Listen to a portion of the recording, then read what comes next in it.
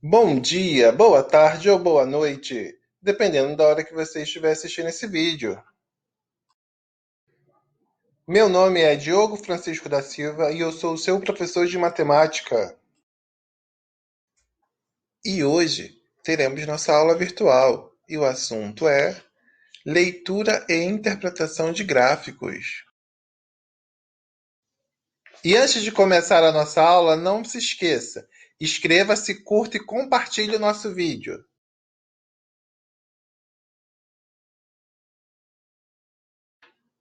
Na aula de hoje, vamos abordar os seguintes assuntos: diagrama, gráfico de linhas, gráfico de barras horizontais, gráfico de colunas ou de barras verticais, gráfico de setores, pictogramas, análise e construção de gráficos. Vamos entender agora os conceitos de população e de amostra. População é o conjunto formado por todos os elementos com os quais se deseja fazer uma pesquisa. É o público-alvo da pesquisa. Amostra é o conjunto formado por elementos da população. Diagramas são gráficos que apresentam geralmente duas dimensões, sendo construídos em um plano de coordenadas cartesianas, para a apresentação dos dados analisados.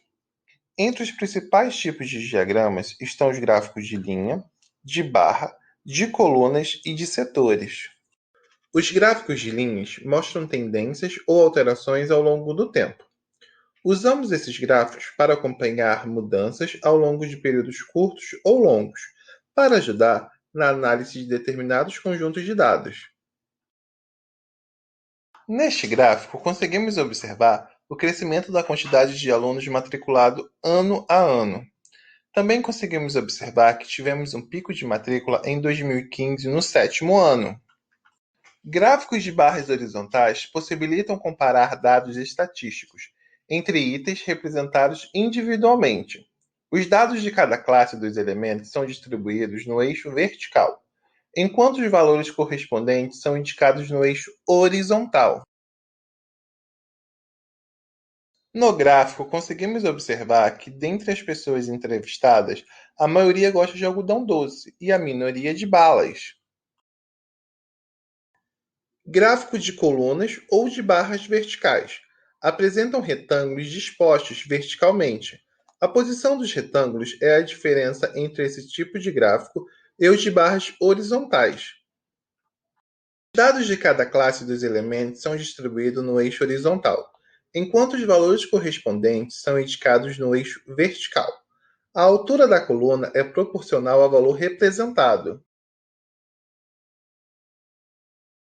No gráfico, podemos observar que a população da China e da Índia são as maiores do mundo, e também podemos observar que são bem maiores do que as demais. Gráfico de setores. Nesse tipo de gráfico, os valores são facilmente comparáveis, proporcionando uma melhor visualização das relações entre as partes e o todo. No gráfico, conseguimos visualizar o número de alunos do sétimo ano de uma escola por ano. Pictogramas são gráficos em que os dados são representados por meio de figuras com aspectos ilustrativos. A representação de dados estatísticos por meio desse tipo de gráfico torna a leitura e a interpretação mais simples. As tabelas geralmente atendem bem ao propósito de representar de modo resumido os dados de uma pesquisa. Entretanto, a representação gráfica, quando bem elaborada, facilita a visualização e a comparação das informações. Vamos analisar a seguinte situação. Renato adora jogos de tabuleiro e conhece muito sobre o assunto. Ele tem até um canal e uma plataforma de compartilhamento de vídeos, na qual apresenta dicas e informações sobre o assunto aos seus colegas. Depois de 2 meses publicando vídeos semanais em seu canal, Renato considerou que deveria analisar algumas questões. Quais vídeos fizeram mais sucesso? E como os visitantes encontraram seu canal? A tabela mostra de que maneira os usuários tomaram conhecimento do canal dele nos últimos meses.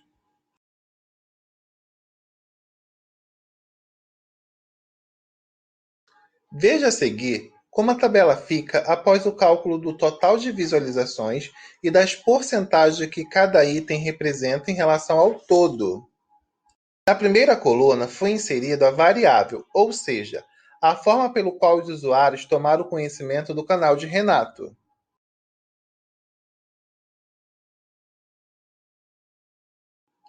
Na segunda coluna, o número de acessos referente a cada uma das formas.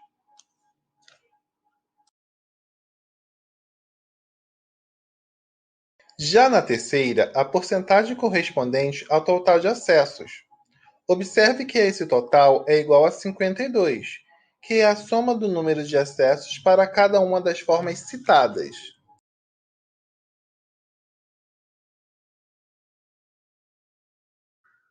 A frequência absoluta, ou somente frequência, é o valor correspondente ao número de vezes que determinada variável ocorre.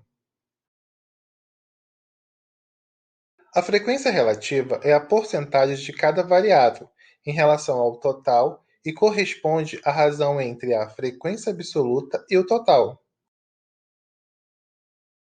Frequência absoluta dividido pelo total é igual à frequência relativa.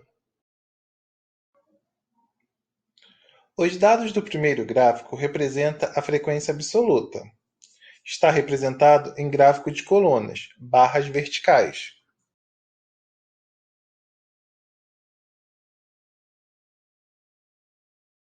Já o segundo gráfico representa a frequência relativa. Esse gráfico é gráfico de setores.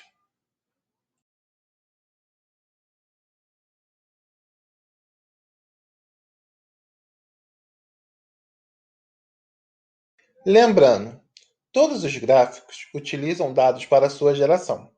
Os desta aula foram retirados do canal do Renato, que falamos anteriormente.